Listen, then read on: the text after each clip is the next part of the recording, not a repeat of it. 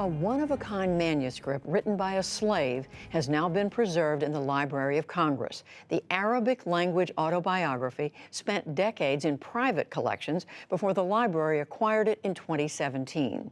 Now it has been digitized for the world to read.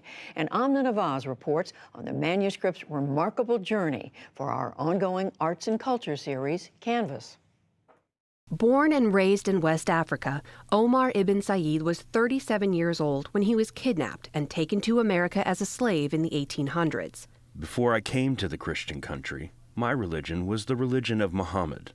His autobiography in his native language of Arabic is believed to be the only one of its kind, the original words of a Muslim American slave. Then there came to our place a large army who killed many men and took me and brought me to the Great Sea. His literacy and culture completely goes against, abolishes, one might say, annihilates the narrative that slaves were not capable of culture. In fact, they were persons with distinct histories, abilities, culture, and background. Allah al-Rayis has studied and translated the words of Omar ibn Said. They sold me into the hands of the Christians, who bound me and sent me on board a great ship, and we sailed upon the Great Sea a month and a half, when we came to a place called Charleston. He was wealthy and he was highly educated, because in his autobiography he speaks about spending 25 years studying. Mary Jane Deeb is the chief of the African and Middle East Division at the Library of Congress, where Ibn Said's manuscript now lives. So there was a man who was caught at the age of 37, and shipped off to South Carolina, in a country he doesn't know, among people whose language he doesn't know. Ibn Said wrote he was sold to a, quote, small, weak, and wicked man called Johnson. After years of abuse, he fled, but was caught in North Carolina. He is then captured and brought to a jail cell, and he begins to write on the walls of his jail cell in Arabic. So that attracted attention of pretty important people, because the man who ends up buying him and releasing him from jail was the brother of the governor of North Carolina. Over time, Ibn Said converted to Christianity. In his 60s, he wrote his own story, but only in Arabic.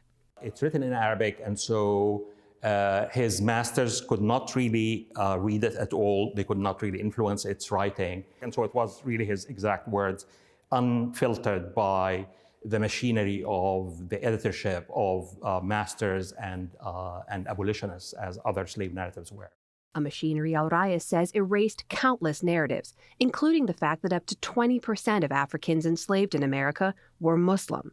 Ibn Said, in fact, chose to open his autobiography with a verse from the Quran. The crux of this Quranic chapter is that it's only God who has the possession and the ownership both of human beings and of things. And therefore, it seems to me a kind of a hidden text. What Omar is saying is that you guys have no right to own me here.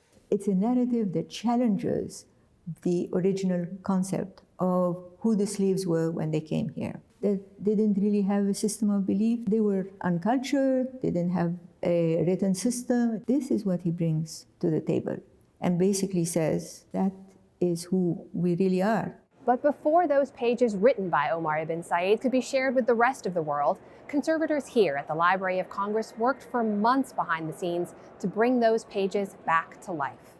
We're trying to present the item as close to what it looked like at the time as possible. Sylvia Albro led the effort to rescue the nearly 200-year-old manuscript.